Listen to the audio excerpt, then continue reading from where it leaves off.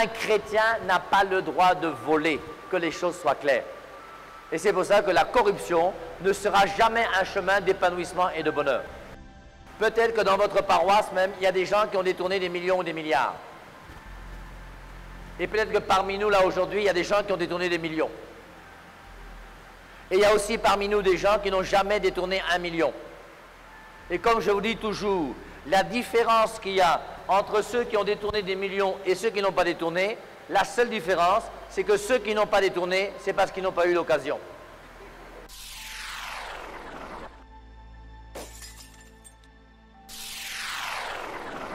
Je ne crois absolument pas à tous ces miracles qu'on vous promet partout dans toutes les églises. Et ce que je reproche en général aux nouvelles églises, c'est que ce sont des églises dans lesquelles on veut vous faire croire que si tu es chrétien, ta vie doit forcément donner comme toi tu veux qu'elle donne. On appelle ça en théologie le messianisme temporel. Ça veut dire qu'on fait de Jésus un messie pour le temps présent.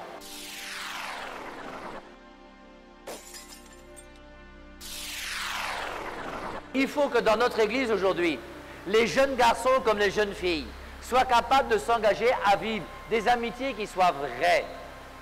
C'est important que nous puissions vivre des amitiés conformes au plan de Dieu. Le fait de vivre sans relation sexuelle jusqu'au jour du mariage, ce n'est pas pour le malheur de l'homme, c'est pour son bonheur. Un homme ne va jamais s'épanouir avec un deuxième bureau, ce n'est pas possible. Et il faut qu'un homme comprenne qu'à partir du moment où il a choisi une femme, qu'il soit capable de garder sa femme et d'être là avec elle, même si c'est difficile. Qui est donc ce prêtre qui ressemble étrangement à Jésus et dont le charisme de prédication attire les foules et remplit les stades? Qui est ce prêtre qui a le courage de condamner la léthargie des chrétiens catholiques, la sorcellerie, la prolifération des sectes, l'argent sale, la corruption, etc. Qui est ce prêtre qui ne craint et ne ménage personne, mais qui parle autrement aux fidèles, avec des mots simples et adaptés?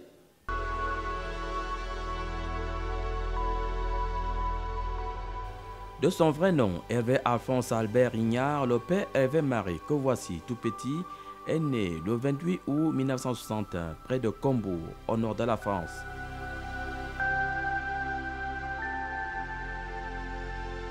Son village, L'Annelin, spécialisé dans l'exploitation du granit, est situé à quelques kilomètres seulement du célèbre château du non moins célèbre écrivain français Chateaubriand.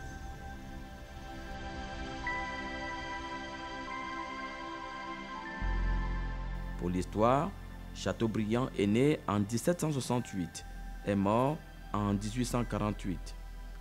Il a laissé à la postérité un important testament littéraire dont l'œuvre la plus célèbre a pour titre Les Mémoires d'Outre-Tombe.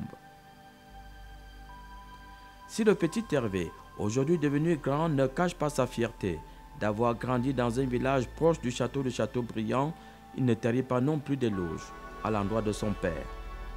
Mon père était le président directeur général de la société Ignard, c'est son nom de famille, Ignard, la société Ignard qui a vendu du granit partout à travers le monde.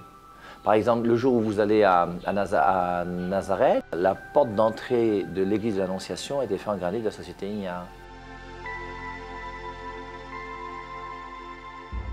La croix de colombée des deux églises, qui fait, je ne sais plus, 60 mètres de haut, a été faite par mon père.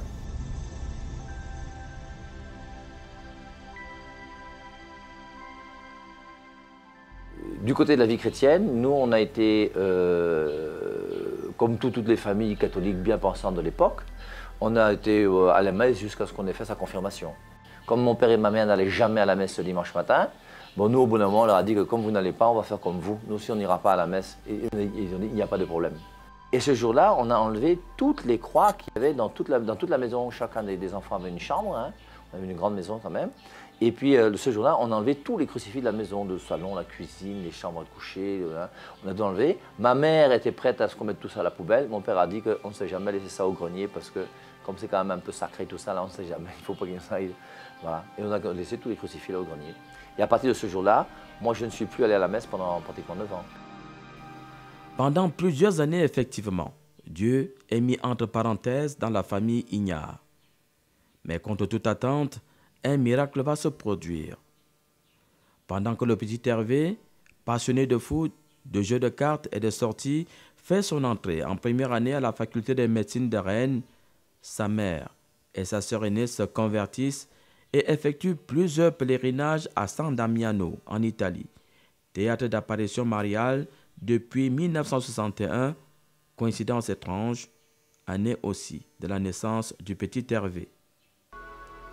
En bon berger, sa mère et sa sœur aînée vont tout faire pour amener la brebis qui manque à l'appel. Ma sœur a commencé à me parler de San Damiano, des gens venaient à la maison, on discutait de Dieu, tout ça. Et puis elle a commencé à faire ce qu'on appelle dans les messages de San Damiano, on appelle ça une maternité spirituelle. La Vierge Marie demande dans ses messages à San Damiano en Italie que si on peut, on aille à San Damiano le premier samedi du mois pendant 9 mois de suite. Et si on va là-bas pendant 9 mois de suite, à chaque fois on reçoit sa bénédiction, hein, et puis après 9 mois, elle renouvelle en nous une maternité spirituelle. De même qu'il faut une maternité de 9 mois pour qu'un enfant soit accouché, ce serait un accouchement spirituel après 9 mois en allant à San Damiano. Et ma sœur a commencé à aller à San Damiano jusqu'au jour où en février 82, elle a été empêchée d'aller à San Damiano pendant le week-end alors qu'elle faisait sa neuvaine parce qu'elle avait un examen à faire pour sa licence, elle devait passer un UV en anglais. Et donc elle m'a demandé, écoute, comme tu vois, moi j'ai commencé à aller à San Damiano, cette fois-ci je ne peux pas aller, pour ne pas casser la neuvaine, quand on ne veut pas aller, on peut demander à son frère, à quelqu'un d'aller, est-ce que tu peux accepter de partir à ma place? Et je lui ai dit que pas de problème. Surtout qu'elle me parlait de Dieu régulièrement, San Damiano, les apparitions, tout ça, je voulais moi-même voir et poser un jugement, et après qu'elle me casse plus les pieds en disant que moi je suis allé, j'ai vu, ça va. Hein. Je monte dans le car, je vois des vieilles femmes, surtout des femmes, très peu d'hommes, hein, des vieilles femmes qui sont là en train de dire le chapelet dans le car. Et au fond, quand même, il y avait un groupe de jeunes. Donc dans le car, je me mets plutôt vers les jeunes qui sont au fond. Et puis alors, on monte des gens dans les différentes villes jusqu'à Paris avant de partir vers l'Italie. Et puis dans le car, là, il y a une personne qui est montée à un moment, dit que c'est moi le responsable de votre car, on va à San Damiano, vous savez comment ça se passe, tout ça, les nouveaux, on vous salue. Hein. On va commencer par confier le pèlerinage à la Vierge Marie en commençant par dire un chapelet.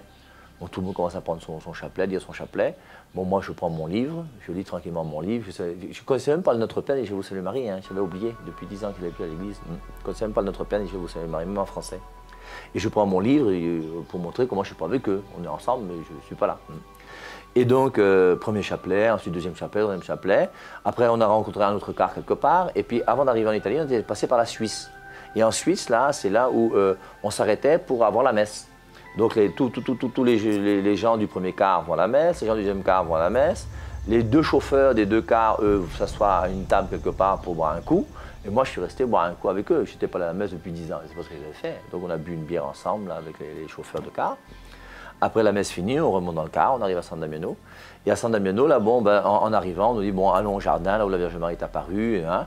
Bon, moi aussi, j'ai joué le jeu, j'étais quand même venu là-bas. Bon, j'ai assisté au temps de prière, à toutes ces choses-là. Et c'est là où je me suis converti en février 82. J'ai envie de dire, c'est le lieu d'abord, c'est quand même un lieu d'apparition de la Vierge Marie, donc c'est pas rien.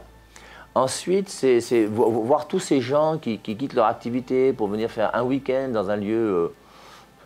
Tu voyages en car pendant presque 30 heures, hein. C'est pas très agréable, tu dors par terre, hein. Le retour c'est la même chose, le lieu c'est un lieu où il n'y a rien de bien intéressant, bon, on dort chez les habitants comme on peut, ouais. Bon, c'est pas mal fait.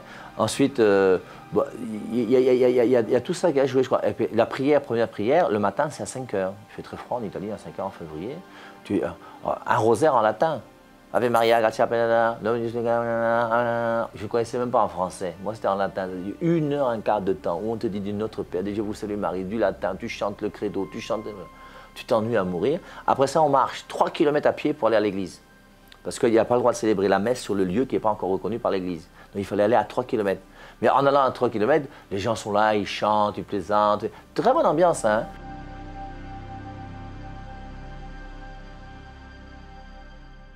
Tu arrives dans une messe en Italie, moi je connais rien à l'italien, bon je sais comment se déroule la messe, l'italien c'est pas très compliqué, c'était bien chanté, c'était beau, c'était agréable. Au retour on revient tranquillement, on prend notre petit déjeuner, à midi on recommence la prière, on recommence à 17 h et c'est le jour là à midi. Après là, à midi, alors ça c'est un chemin de croix, c'est un rosaire, c'est 2 heures de temps de prière, toujours en italien et en latin, tu comprends absolument rien.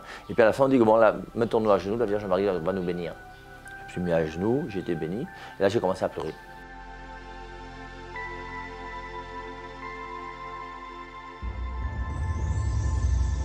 Et à partir de ce moment-là, ça a été mon coup de grâce définitif où je me suis engagé de manière radicale avec Jésus-Christ. J'ai continué à faire ma neuvaine à San Damiano, février, mars, avril, mai, juin. Bon, j'ai fait pendant 9 mois et le 10e mois, je suis entré à la Communauté Saint-Jean. Bon, après ça, j'ai mon père qui m'a chassé de la maison parce que comme j'allais à San Damiano régulièrement et que j'étais en faculté de médecine, il voulait plutôt que je fasse mes études, plus que bon, moi, c'était la première année de faculté de médecine, j'étais pas très fort, je m'amusais un peu. La dernière fois de ma neuvaine où je suis à San Damiano, après la prière du matin à 5 h, on va dans une maison là où les gens nous donnent un café à manger ou à boire, une sorte de restaurant. Et puis on avait un groupe de jeunes qui étaient là, une douzaine, on se connaissait bien, on allait tous les mois là. Et puis il y a le père qui nous accompagnait, qu'on appelait l'abbé Bertena, qui lui mangeait seul à une table, il était seul parce que personne n'était avec lui. Donc moi j'ai quitté les jeunes là pour aller prendre mon petit déjeuner avec lui parce que c'est un prêtre très intéressant, chaque fois que je discute avec lui tu apprends des choses. Et quand je vais m'asseoir à sa table, hein, il me demande quel âge j'ai, ce que je fais, est-ce que je voudrais pas m'inscrire à des cours de théologie, est-ce que ça m'intéresserait pas de devenir prêtre pour prendre sa place, parce qu'il va bientôt mourir, qu'il va s'occuper de tout ça. Après, moi, je lui dis, moi, j'ai l'intention de fonder une famille, comme le monsieur qui fait l'écart, il fait beaucoup de bien, il a une femme, il a des enfants, on peut très bien organiser des pèlerinages et être consacré à Dieu. Et il me dit, mais il vaut mieux être un bon ministre qu'un bon maire. Alors c'est là où j'ai compris, moi, que le ministre a une influence sur beaucoup plus de gens que le maire qui a une influence que ça.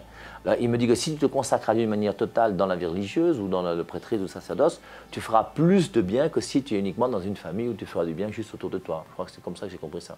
Dans ma tête, je me dis, bon écoute, puisque l'abbé Bertena pense qu'il faut que je lui envoie un courrier pour dire, écoutez, soit s'il faut que je devienne prêtre, c'est maintenant ou jamais.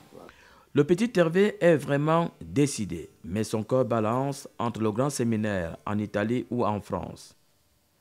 Conseillé par un proche, il choisit finalement la France.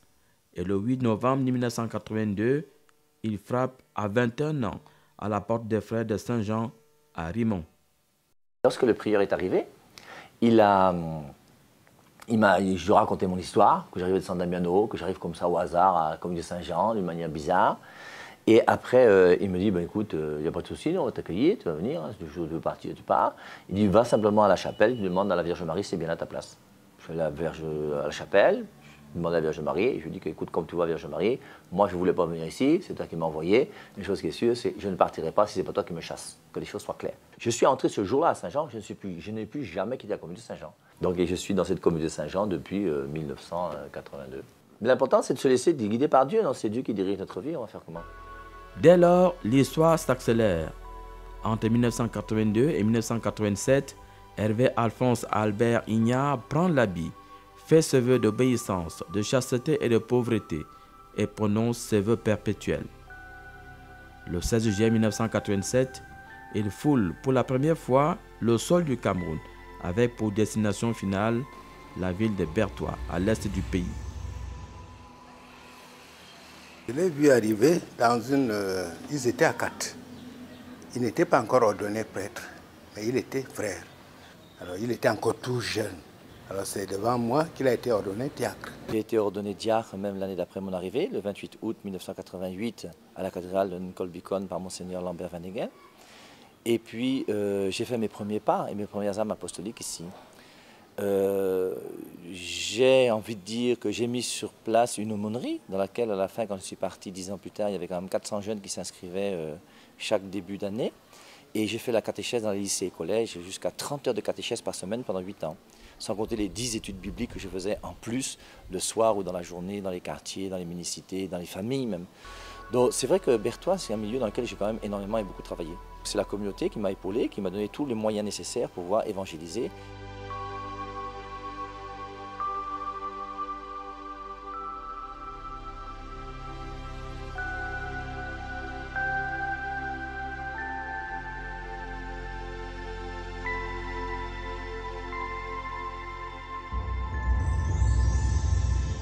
Et j'avoue que personnellement, ces jeunes m'ont énormément et beaucoup apporté. Quand on dit que le Père Marie parle un peu franc-anglais, tout ça, là, eh bien, il est clair que c'est les jeunes avec qui j'ai marché pendant 10 ans dans les lycées et collèges qui m'ont appris ce minimum de franc-anglais que je peux connaître. La première année où on a commencé à faire la catéchèse, on a été chassés de plusieurs lycées et collèges. Au bout d'un moment, les autorités, là, on était un peu fatigués et nous ont chassés. On a fait une réunion donc, avec Monseigneur Lambert Van Heghen, le délégué provincial à l'époque, on appelle régional aujourd'hui, de l'éducation, et les différents responsables des lycées et collèges de la place pour pouvoir trouver une solution pour faire la catéchèse et sur des bases meilleures. Et donc les proviseurs des lycées et collèges ont décidé qu'il n'y aurait plus plusieurs frères à venir faire la catéchèse, mais qu'il y aurait un seul frère qui viendrait, qu'on puisse savoir qui il est exactement, et c'est à lui qu'on aurait des heures de catéchèse dans chacun des établissements. Et c'est là où moi on m'a confié le CES, qui est devenu lycée bilingue quelques années plus tard, et dans lequel j'ai fait la catéchèse, je vous dis 30 heures de catéchèse par semaine, je faisais l'appel au début du cours, et puis où ça se passait vraiment très bien. Les débuts ont été très durs. Au début, par exemple, je me souviens, quand j'arrivais, par exemple, la dernière heure du soir, qui était entre 16h et 17h, je venais un quart d'heure avant avec ma petite mobilette qui était là. Je disais mon chapelet devant la salle de classe parce qu'il y a les élèves, dès que le professeur sortait, les élèves sortaient aussi. Donc j'étais là sous la véranda pour leur montrer que je suis là, pour qu'il y ait au moins quelques-uns qui restent. Et puis ce jour-là, c'est une classe de 3e, tous les élèves sont sortis derrière le professeur. Je me suis retrouvé seul dans la classe. Je suis allé au fond de la classe, j'ai dit une dizaine de Je vous salue Marie et je suis reparti. Et les élèves, forcément, comme ils sont, guettaient pour voir un petit peu ce que j'allais faire. Et puis donc j'ai pris ma moto et puis je suis rentré chez moi tranquillement. Il n'y avait aucun élève dans la classe ce jour-là. Ensuite, j'ai eu la chance d'intégrer, de devenir professeur. J'ai été professeur de mathématiques au CES là, pendant une année en classe de 5e. Et puis, j'ai intégré donc, le milieu des professeurs. J'ai même fait partie du jury qui devait s'occuper du BEPC avec quelques professeurs ici au CS bilingue. Et puis, grâce à tout ça, donc, faisant l'amicale des professeurs du lycée bilingue, du lycée de Berthois, là, en faisant cette amicale-là, j'ai commencé à mieux connaître les professeurs. On buvait une bière ensemble, on dansait ensemble.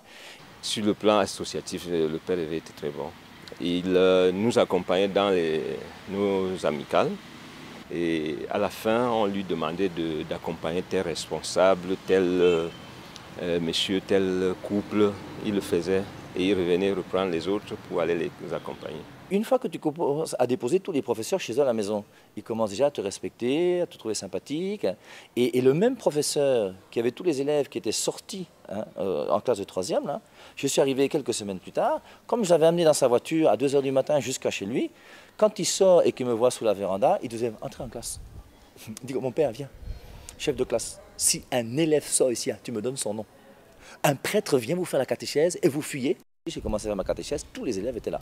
Et grosso modo, toutes ces choses ont aidé au fur et à mesure du temps, avec le fait d'être proche des professeurs aussi, à pouvoir intégrer ce lycée en pouvant s'intégrer davantage dans la catéchèse et pouvoir... Le directeur lui-même, à un moment, comme la catéchèse commençait à devenir de plus en plus importante, entre deux cours, comme il ne voulait pas voir les élèves planer, vagabonder sur le campus, m'a demandé de faire l'appel. Et c'est comme ça que j'ai commencé à faire l'appel. Et je fais l'appel au CES lycée, là, pendant pratiquement 8 ans, je fais mes 30 heures de catéchèse. C'est très bien, une très bonne ambiance et je regarde un très bon souvenir. Et je pense que c'est ça qui a fait du Père Marie ce qu'il est aujourd'hui. Une autre chose aussi qu'on a mis en place, pendant les vacances, puisque certains élèves n'étaient plus là, mais certains qui étaient là, pendant les vacances, il y avait 1 heure d'enseignement chaque soir entre 16h et 17h, ensuite il y avait l'adoration à la messe, et le matin, on faisait du porte-à-porte dans les quartiers, dans les différents quartiers ici. Donc il y avait 4 heures de porte-à-porte chaque matin, lundi, mardi, mercredi, jeudi et vendredi. L'apostolat du Père Hervé Marie n'a laissé personne indifférent à Berthois. Il a non seulement évangélisé, mais aussi converti les populations et suscité des vocations. Ça lui a fait beaucoup de réputation ici, parce qu'il nous a appris à lire la Bible. C'était d'abord ça. Vous savez, ça c'était un défaut de tous les catholiques dans le temps. on ne s'intéressait pas à la lecture de la Bible, mais il a suscité cette lecture de la parole de Dieu, de la Bible. Ça, c'est son œuvre qu'il a faite ici. Quand on avait des problèmes d'ordre spirituel, il nous venait en aide. Il allait en communauté, il allait célébrer les messes dans les quartiers. Beaucoup d'apostolat de proximité dans les familles. Quand tu rencontrais un jeune qui avait un problème avec sa famille, il était le premier à aller écouter les parents, écouter l'enfant pour savoir qu'est-ce qu'il peut arranger, qu'est-ce qui peut s'améliorer dans cette relation-là. Une petite anecdote, je connais quelqu'un qui est devenu prêtre, qui l'a converti sur le cours de tennis de table. En jouant le samedi de son sport comme ça, là, il n'était pas chrétien du tout, il l'a converti sur un tennis de table seulement. Il était très très proche des gens et savait utiliser, comme le tennis là, il savait utiliser les moyens de base pour pouvoir se rapprocher des populations. Et il est très éloquent. Ah oui, c'est quelqu'un qui vous récite les versets bibliques et ça nous intéresse beaucoup. Parce qu'à l'époque, on n'était pas habitué à ça. Hein. Ça, il faut l'avouer. Même nos vieux prêtres qui nous expliquaient la parole de Dieu, c'était beau, mais pas pour nous réciter les versets bibliques. Mais lui, il les a en tête, je ne sais pas. Nous nous demandions comment est-ce qu'il a pu les mémoriser. En faisant la catéchèse dans le lycée, collège, dès qu'il a fallu faire l'appel en classe, j'ai été obligé d'apprendre énormément de références bibliques.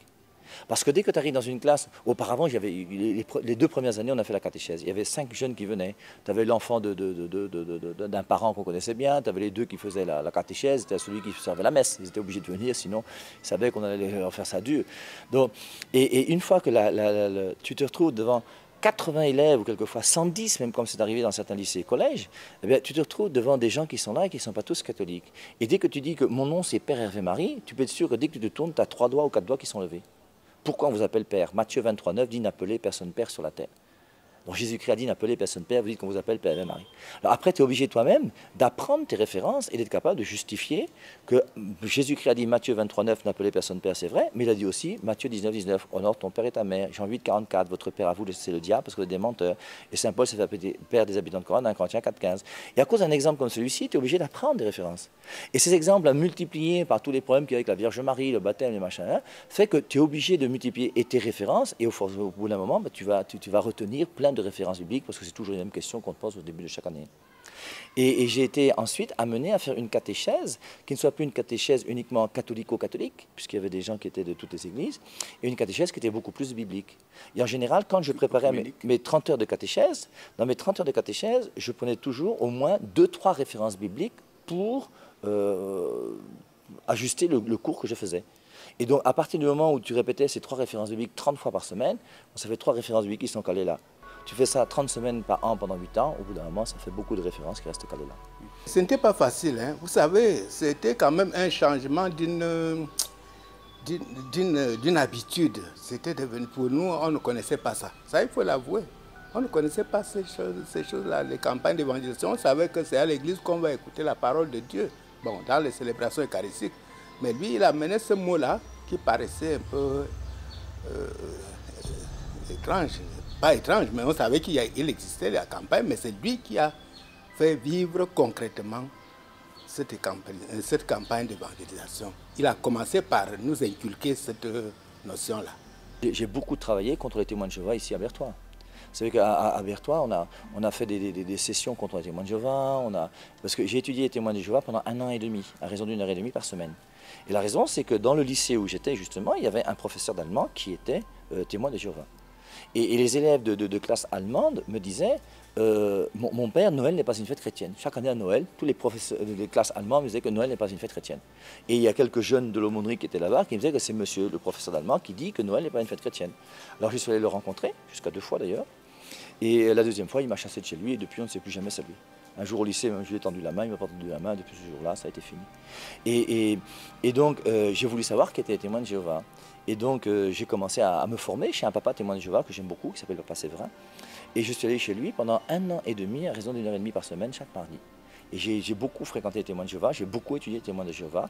Et en même temps, en les étudiant, ben forcément, j'ai aussi beaucoup justifié ma foi par rapport à eux. Et c'est pour ça que j'avoue que les témoins de Jéhovah ici à Berthois doivent se souvenir quand même que le passage du Père et Marie n'était pas bon pour eux. Et j'ai vu des témoins de Jéhovah qui venaient de Douala ou d'ailleurs, qui disaient qu'ici à Berthois, c'est plus difficile qu'ailleurs. Et en général, dans toutes les familles, hein, moi j'avais dit plusieurs fois ici à la cathédrale, hein, que si dans une famille vous voyez des témoins de Jéhovah qui vont dans une maison, dites-moi. pour que moi aussi je puisse aller après les témoins de Jéhovah pour leur dire, proposer que voici ce que vous dites les témoins de Jéhovah, voici ce que nous on propose. Si vous voulez, on fait une confrontation et essayer de voir comment on peut s'arranger. Grâce à son charisme de prédication et à sa facilité d'adaptation, le père Hervé Marie va mettre à profit la grande mobilisation des jeunes à l'occasion de la fête nationale de la jeunesse pour lancer sa campagne d'évangélisation. Il y avait des soirées culturelles qui étaient organisées un peu partout. Et des soirées culturelles qui, quelquefois, apportaient aussi des débordements. Et donc, de même qu'on faisait des soirées culturelles pour des choses païennes, on s'est mis à faire des soirées culturelles pour des choses chrétiennes. Et donc, j'organisais moi aussi, je crois que c'était un petit peu avant la semaine culturelle païenne, une semaine culturelle chrétienne. Et c'est comme ça qu'on a commencé à faire une semaine d'évangélisation au mois de février. Et quand on a vu que ça a commencé à marcher, on faisait aussi une semaine d'évangélisation au début du mois de septembre-octobre pour la paroisse et les lancements des activités paroissiales. J'ai eu l'impression quand même que ma bouche, c'est une bouche que Dieu m'a donnée, qui parle bien, puis les gens aiment bien m'écouter. Non. Donc de ce côté-là, quand même, bon, je crois qu'il n'y a pas eu trop de soucis. Maintenant, le départ même de la caravane, c'est qu'après les petites semaines d'évangélisation qu'on a réalisées ici, le père Jean-Benoît avait été invité une fois à Douala, au collège La Salle, où il y avait une semaine d'évangélisation organisée avec 3000 personnes chaque soir, et c'est lui qui était le prédicateur. L'année d'après, on l'a invité pour aller à la paroisse de Deido, où il y avait un curé que j'aime beaucoup, qui s'appelle l'abbé Clément Joël. Et donc, quand on l'a invité l'année d'après, lui, malheureusement, il devait partir en congé, en Belgique. Donc, et on était ici, là, donc, à Berthois, dans le prieuré, et on disait, on fait comment? Le père Jean-Benoît ne peut pas aller, est-ce que l'un d'entre vous voudrait partir? Et tous les frères unanimement ont décidé que c'est moi qui dois partir là-bas à Deido.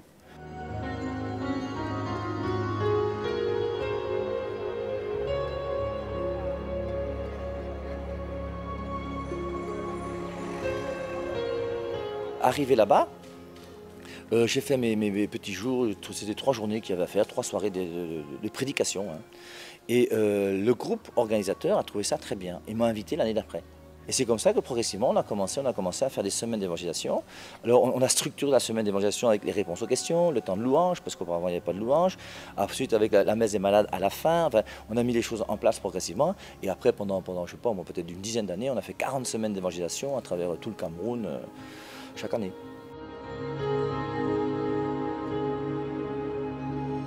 Bien qu'ayant consacré sa vie à Dieu, tout comme sa sœur aînée et son petit frère, le père Hervé Marie n'en demeure pas moins un homme ordinaire.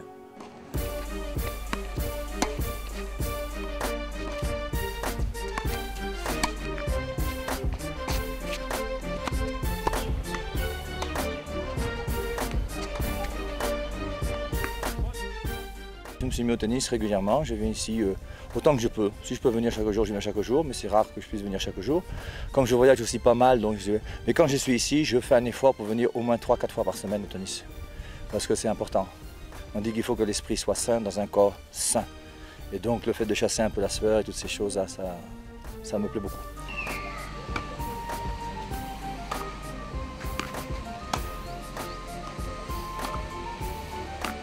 J'ai un coach même qui est très gentil qui s'appelle Dédé, qui m'entraîne sans me faire trop courir, en me faisant courir quand même un peu. Il me laisse gagner de temps en temps, mais il me laisse perdre aussi pour montrer que je ne suis pas très fort.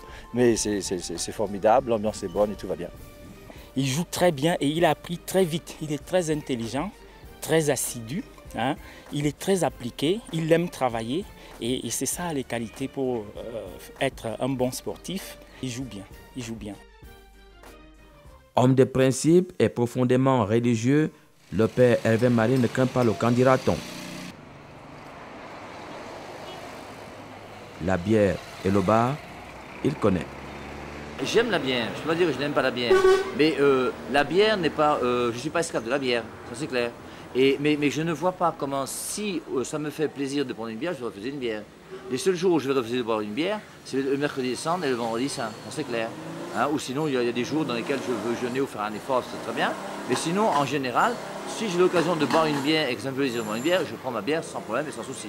La vie est déjà tellement dure et tellement difficile, c'est pas toujours facile de vivre sa vie de religieux et de religieuse. Si un petit bonheur d'une petite bière peut t'aider, pourquoi pas. Mon identité de religieux ou de prêtre qui est la mienne ne me fait pas peur. Je suis prêt à aller en soutane partout où je vais. Parce que je n'ai pas à me cacher, j'ai peur de personne. Et je ne vois pas qui va me dire quoi. Ce que les gens pensent de moi, je vous assure, je m'en fous complètement. Ça ne m'intéresse pas du tout. La seule chose qui m'intéresse, c'est de faire ce que Dieu me demande de faire. Et je ne vois pas comment quelqu'un pourrait me demander aujourd'hui, m'interdire d'entrer dans un bar. Et si le prêtre, pour moi, n'est pas proche des gens et ne vit pas avec les gens, Ils sont perdus dans des tours d'ivoire quelque part où ils ne sont pas en connexion avec les gens. Et il y avait même un bar, même en face du collège Rock, où j'allais souvent. Je payais même par mois. Parce que je prenais des bières de temps en temps, j'invitais des gens, on buvait ensemble. Et puis on jouait même au damier là-bas. Et en jouant au damier avec les gens, tu apprends beaucoup de choses, tu discutes de tout, de rien. Ça te permet surtout pour un blanc comme moi, de t'inculturer un peu ou de mieux comprendre les réalités qui sont celles qui sont dans le pays. Tu fais des contacts qui sont des contacts qui te permettent de mieux comprendre quand même le pays dans lequel tu vis et la réalité qui est la tienne ici, là, quotidiennement au Cameroun. Et je pense que le bar pour ça peut aider aussi quelque part.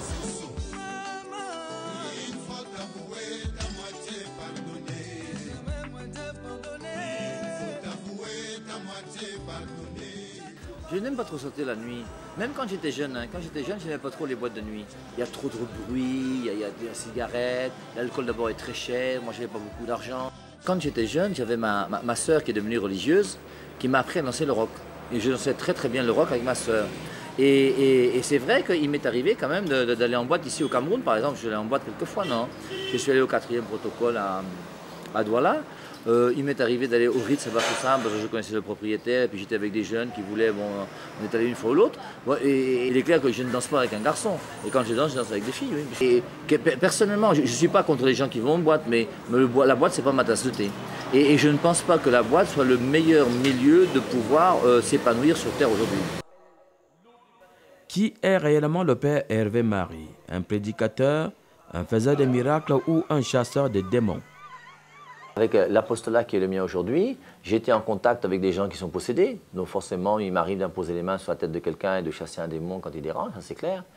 Mais les miracles, moi la seule chose que je reconnais, c'est qu'un jour, il y a un monsieur à Douala qui m'a dit qu'il était guéri du sida. Ouais, je ne suis pas un faiseur de miracles au sens strict, ça c'est clair. Je suis un prédicateur, oui. Moi, je trouve que c'est important qu'on puisse donner une parole de Dieu qui soit vraie et juste aux gens. Parce qu'aujourd'hui, moi je suis contre tous les faiseurs de miracles, les chasseurs de démons, tout ça. C'est un passage biblique, c'est Matthieu 7, 21. Ce n'est pas celui qui dit Seigneur, Seigneur qui entrera dans le royaume des cieux, mais celui qui fait la volonté de mon Père. Au verset 22, il est dit, n'est-ce pas, en ton nom que nous avons chassé les démons, en ton nom que nous avons fait des miracles, en ton nom que nous avons prophétisé. Et Jésus dit, allez-vous-en, je ne vous connais pas, vous qui commettez l'iniquité. Et Jésus-Christ nous fait comprendre que je ne reconnais pas un homme de Dieu au fait de faire des miracles, de chasser les démons et de faire des prophéties. Ce sont des histoires. Normalement, un homme de Dieu, c'est un homme qui mène une vie le plus intègre possible par rapport à Dieu. Et s'il est un prédicateur, c'est celui qui donne la parole de Dieu. Mais la parole de Dieu, c'est premièrement la parole qui est prêchée et donnée par l'Église catholique. Ce n'est pas l'interprétation de la Bible de chacun. Et aujourd'hui, vous avez plein de charlatans spirituels qui, au nom de la Bible, vous disent n'importe quoi et ils vous disent que c'est la parole de Dieu alors que ce sont des charlatans spirituels ou des gens qui sont simplement dans l'erreur. Venu de sa lointaine Bretagne, en France, le Père Hervé Marie, que beaucoup appellent le sosie de Jésus, donne depuis plusieurs années déjà, avec son nouvel apostolat, un second souffle à l'Église catholique qui est au Cameroun.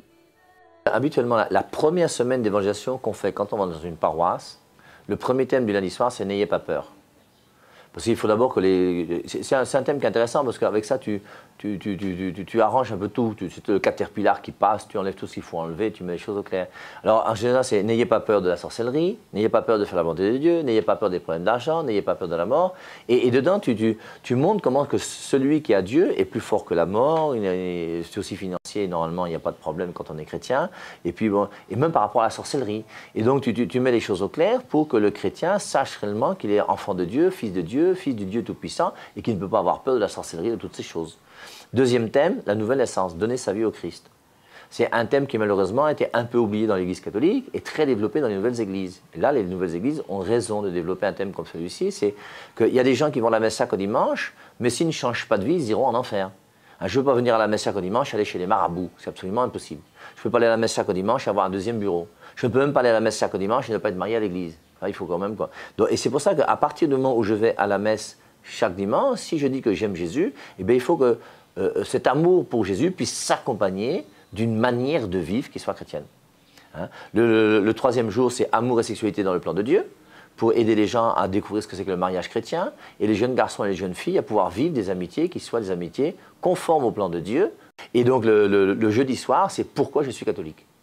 Parce que je crois qu'il est important aujourd'hui, on est un peu perdu aujourd'hui avec tous ces gens qui sont dehors, qui se disent hommes de Dieu, qui aiment souvent même les titres et révérends machin, et les bishops et les trucs et tout ça, qui sont des gens qui vous trompent et qui sont des charlatans spirituels. Je vous rappelle que dans le diocèse de Yaoundé, il y a un seul évêque. C'est celui qui est nommé par Rome. En dehors de là, tous les autres là, sont des charlatans spirituels qui vous trompent. Et il faut donner des arguments pour montrer aux catholiques pourquoi nous avons raison d'être catholiques. Et pourquoi ne pas être catholique est une erreur. Et c'est un débat que je mène depuis longtemps déjà et que je continuerai jusqu'à la fin. Et si les gens sont contents ou pas contents, tant pis, c'est pas grave. La vérité vous rendra libre, Jean 8,32. Et c'est important d'aimer la vérité. Je te donne ma vie, je te donne mon cœur, je te donne tout ce que j'ai, ce que je suis est à toi. Je te donne ma vie. Le vendredi soir, c'est la messe des malades. Alors la messe des malades, alors première des choses, à la messe des malades, je dis toujours aux gens, si vous n'assistez pas aux prédications lundi, mardi, mercredi, jeudi, je ne veux pas vous voir vendredi. Moi, je ne suis pas un homme qui aime beaucoup les messes des malades, des choses comme ça, non. En plus, s'il y a un démon qui déclenche et qui m'ennuie pendant la messe des malades, on prend 4 gaillards et on te fout dehors. Moi, les démons ne me dérangent pas pendant mes messes. Les messes, c'est avec Dieu. Donc quand le diable veut faire son one-man show là où Dieu est présent, moi je te fous dehors. Après je vais m'occuper de toi lundi, mardi, mercredi pour voir comment on va s'occuper de toi. Mais là, je n'aime pas les gens qui font leur one-man show avec les possédés. Vous avez plein de gens qui sont dans les télévisions partout, dès que quelqu'un est possédé, on commence à prier. Ça c'est facile. Moi je peux le faire. Je peux à chaque messe des malades, si vous voulez, il n'est pas compliqué, faire aussi que tous ceux qui sont possédés là s'agitent. C'est pas compliqué. Au stade là on peut agiter des centaines et des milliers de personnes, il n'y a pas de ça, c'est pas compliqué. Des centaines de personnes peuvent commencer à crier, à vomir. C'est très facile à faire.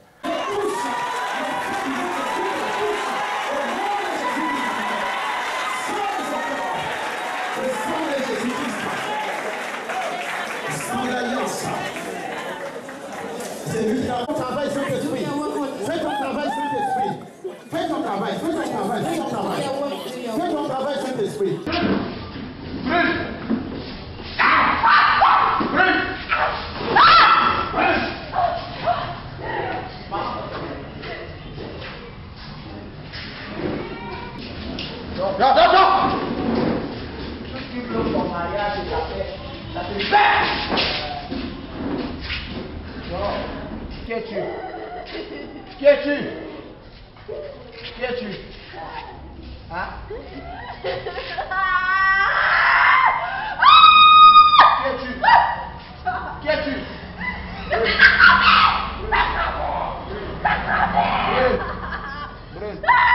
Brûle.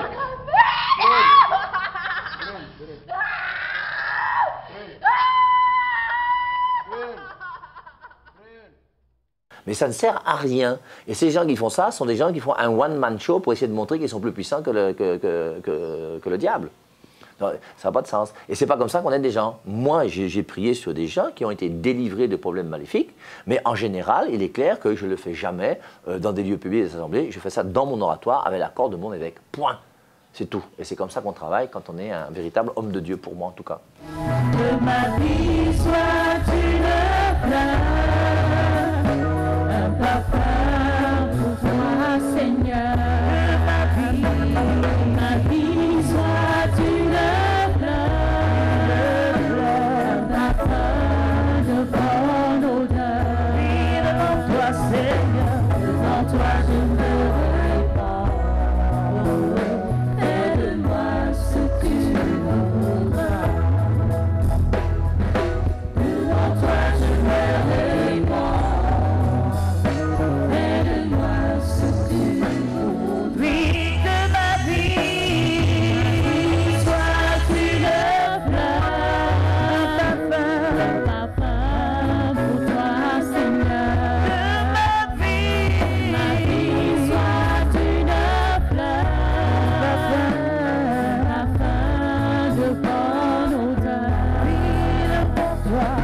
devant toi je me répands. Aide-moi ce que tu voudras. Oui, devant toi je me répands. Aide-moi ce que tu voudras. Le père Hervé Marie a su s'adapter à l'univers culturel camerounais. il emploie le même langage que les Camerounais, les mêmes images que nous sommes capables, nous, comme Africains et comme Camerounais, de comprendre. Et il s'est adapté aussi au milieu des jeunes. Il parle, il est jeune avec les jeunes, adulte avec les adultes, il est pratiquement vieillard avec les vieillards. Et comme prêtre, c'est une très bonne chose. Donc c'est une mission vraiment d'église que le Père Hervé Marie est en train d'accomplir. Il ne se contente pas de réfuter sans fonder ce qu'il dit sur la parole de Dieu. Quand il dit qu'il dénonce une attitude, un comportement, ou bien même il critique une certaine façon de faire dans des nouvelles églises ou bien même des sectes, il se fonde toujours sur les saintes écritures, sur la tradition de l'église. Donc nous devons sortir du cadre du sacerdoce bourgeois pour aller à la rencontre de nos populations. Et là, Jésus-Christ lui-même l'a dit, il a dit allez. Allez dans le monde entier annoncer la bonne nouvelle. Il n'a pas dit attendez les gens sur place pour qu'ils viennent vous raconter, leur expliquer leurs problèmes. C'est en ce moment-là qu'on peut faire revenir ceux qui étaient perdus, ceux qui s'étaient égarés. L'Église catholique doit faire son mea culpa, ça j'en suis absolument convaincu. Et c'est pour ça que de plus en plus, moi, dans mes prédications, je vais insister sur notre identité de catholique. La première des choses, d'abord, c'est qu'il faut rappeler aux gens que la parole de Dieu est premièrement dans l'Église et non pas premièrement dans la Bible. Ça, c'est absolument capital. Hein, sinon, on commence à déjà devenir un peu protestant. Après, si en plus de ça, on est dans les miracles, guérisons et uniquement prospérité, visa, mariage, tout ça, c'est que c'est fini. Et il y a quelque chose qui déforme le message de Jésus-Christ. Et ces gens, en général, hein, sont des gens qui ont un discours dans lequel on essaye de mettre la croix de Jésus-Christ en dehors. C'est de même les croisades qu'il y avait ici il y a 15 ans, quand ça commençait là. On vous promettait des miracles matin, midi et soir, miracle, miracle, miracle. Aucun homme sur terre ne peut vous dire qu'il y aura un miracle. Le miracle vient de Dieu. Donc un homme de Dieu qui vous dit qu'il y aura un miracle, c'est un homme de Dieu qui ment. S'il y aura un miracle, ça vient de Dieu, ça ne vient pas de lui. Donc il ferme sa bouche, il reste tranquille et puis c'est tout. Et c'est pour ça que quelque part, il faut revenir aussi et faire comprendre aux fidèles que vous qui courez après les miracles chez les différentes personnes à droite et à gauche qui vous promettent le visa, l'argent, la réussite, la guérison et tout le reste, sont des gens qui vous trompent.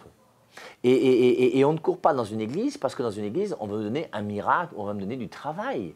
Ça n'a pas de sens. Et Jésus-Christ n'a jamais dit que parce que tu es chrétien, il n'y aura pas de difficulté. Matthieu chapitre 10, je crois que c'est verset 38, « Prends ta croix chaque jour, viens et suis-moi ». Et la croix fait partie de la vie chrétienne. Alors maintenant, ces nouvelles églises, si elles existent, c'est parce que nous, la vieille église catholique, c'est clair, je pense qu'on a manqué de zèle, de ferveur, je sais pas, de disponibilité, peut-être auprès de ces gens qui, au bout d'un moment, ont quitté l'église pour partir là-bas et vous disent « j'ai découvert la vérité », ce qui est quand même bizarre.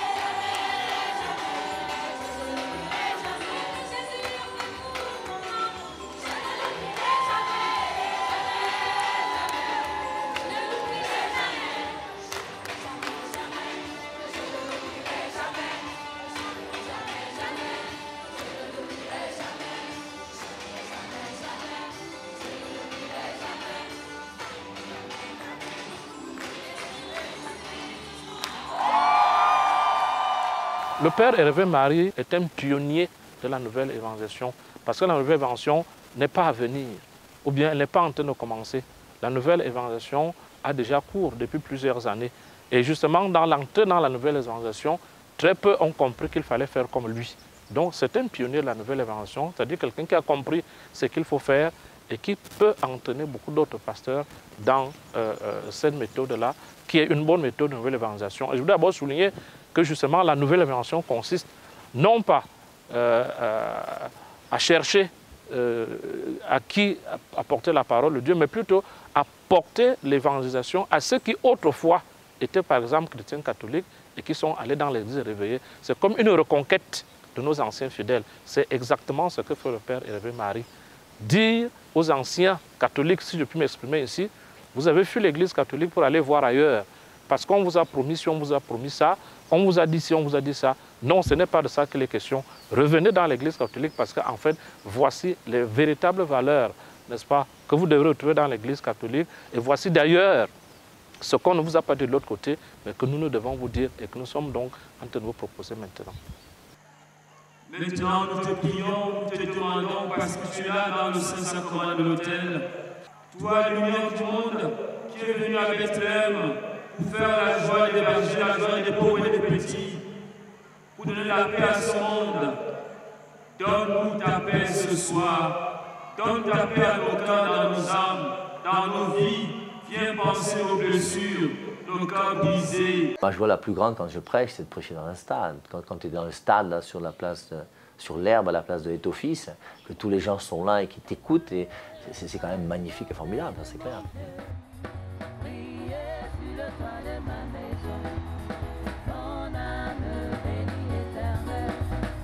Quand je vois les bontés de mon Dieu briller sur le toit de ma famille, mon âme bénit l'Éternel. Quand je vois les bontés de mon Dieu briller sur le toit de ma famille, mon âme bénit l'Éternel.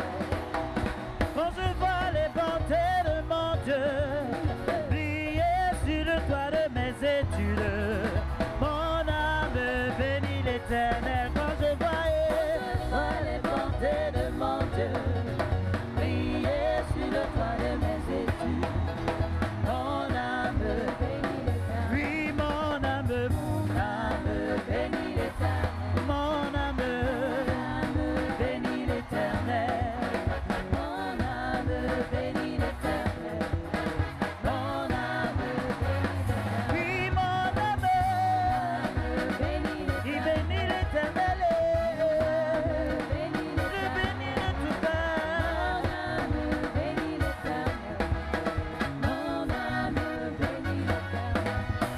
Oui, quand je vois les bontés de mon Dieu briller sur le toit de ma famille, mon âme bénit l'Éternel. Quand je vois les bontés de mon Dieu briller sur le toit de ma famille, mon âme bénit l'Éternel. Oui, quand je vois les bontés de mon Dieu briller sur le toit de mes amis, mon âme bénit l'Éternel. Quand je vois les bontés de mon Dieu briller sur le toit de mes amis, mon âme oui, mon âme bénit l'Éternel. Le bénit de tout cœur.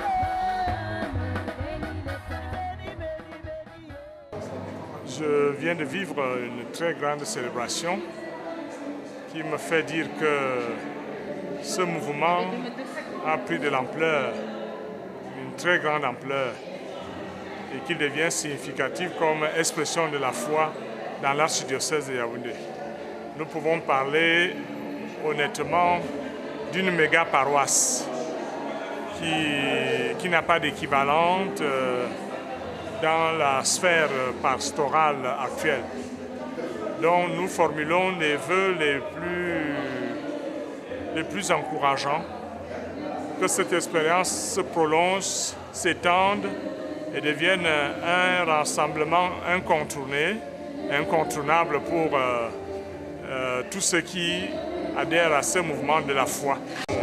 Nous pouvons dire que sur le plan de la vie chrétienne à Yaoundé, ça devient une référence et un signe que la foi mûrit et passionne de plus en plus de personnes.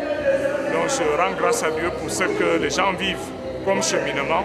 On ne peut que souhaiter que le plus de gens y adhèrent, étant donné tout ce qui se dit, tout ce qui s'y apprend et qui révèle la profondeur de la maturation de la foi.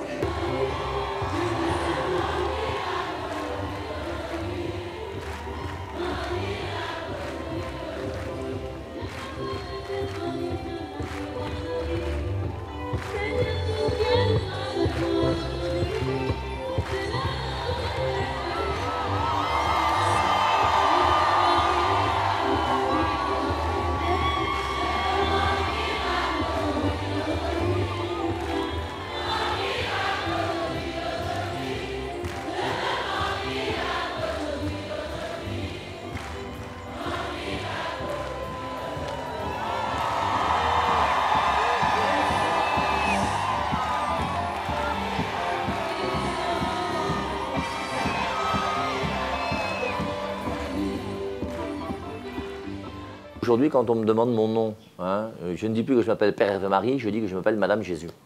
Parce que quelque part, tout chrétien doit devenir l'épouse du Christ. Et à travers l'Eucharistie, c'est le corps à corps qu'on vit avec lui. Et c'est clair que Jésus-Christ, là, c'est quelqu'un que j'aime beaucoup. Je l'aime beaucoup. Depuis que je l'ai rencontré en 1982 jusqu'à aujourd'hui, je n'ai peut-être pas été aussi fidèle qu'il aurait voulu, j'ai aussi mes faiblesses comme tout le monde, mais c'est quelqu'un que j'aime énormément. Et je ne vois pas qui pourra me détourner de Jésus-Christ. Ça, il faut que les choses soient claires. Et c'est sûr que le fait de savoir qu'un jour j'irai le voir, pour moi c'est une grande joie. Et comme je vous dis toujours, c'est vrai que j'aspire quand même à mourir, ça ne me fait absolument pas peur. Et je crois qu'aujourd'hui, en toute humilité, hein, mais j'ai déjà quand même beaucoup fait. Et si je vais me reposer aujourd'hui, je crois que ce serait une bonne chose. Donc c'est pour ça que si la mort arrive, moi ça ne va pas me déranger. Et le jour où vous apprenez que le Père Marie est mort, hein, réjouissez-vous. Il faut se réjouir. Quand un homme de Dieu ou un chrétien va pouvoir aller rencontrer enfin dans sa vie celui à qui il était à son service, bon, quand même, c'est quand même magnifique et c'est beau. La chose la plus importante, c'est que chacun d'entre nous, on puisse comprendre que la vie chrétienne, c'est quelque chose de sérieux. Et il n'y a rien de plus sérieux que la vie chrétienne. Le oui le plus important qu'un homme puisse dire sur terre, c'est le oui à Dieu. Mais que ce oui à Dieu ne soit pas un oui du bout des lèvres, que ça prenne la tête, les pieds, le corps, tout. Ta vie sexuelle, ta vie affective, ta vie intellectuelle, ta vie professionnelle. Que tout soit habité par Dieu. Et une fois qu'il y a ça, après c'est le bonheur.